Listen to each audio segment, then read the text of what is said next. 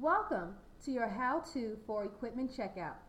At your desk, you will find equipment that residents can check out. The type of equipment that is available varies by desk. All equipment is owned by ORL and should be kept in good condition. The procedure for checking out equipment is as follows. Equipment may only be checked out to the residents of the hall. Guests are not allowed to check out equipment on behalf of a resident. The DA should take the resident's IWU ID. The IWU ID is to be kept on file at the desk until the equipment is returned.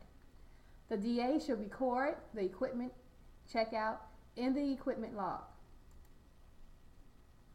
The DA should make sure that all items checked out are checked back in. All items should be returned in the same condition as they were issued.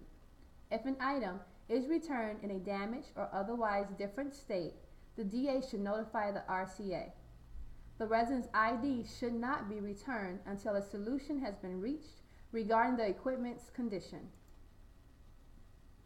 Here is an example of an equipment checkout log.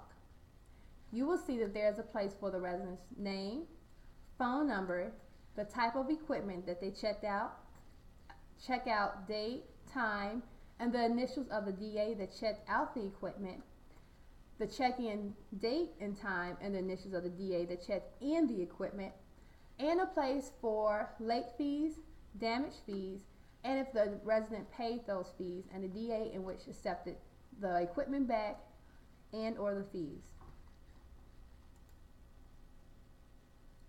Checkout time frames. Remember, these time frames may vary depending on the desk. 30 minutes for a vacuum, broom, dustpan, 3 hours for kitchen equipment, pool, foosball, recreational equipment, 24 hours for games, movies, VCR, DVD player. Miscellaneous items. Other items at your hall desk will be assigned time limits by your RCA and RD. Please be aware of these times and share them with residents when they take equipment out. Here is an example of the log filled in. For example, on line 1, you will see that a frying pan was checked out on March 3rd at 11 p.m. The DA initial, it was checked back in on March 3rd at 1 a.m. The DA initialed again. There were no late fees or damages, and nothing was paid, and the DA would have initialed in the last box.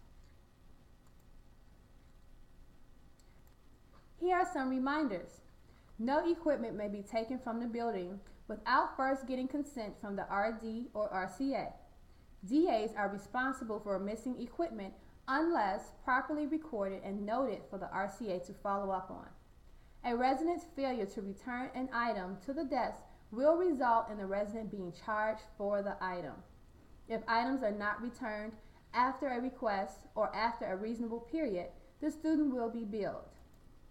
If you have any further questions on equipment checkout, please see your RCA or RD for help.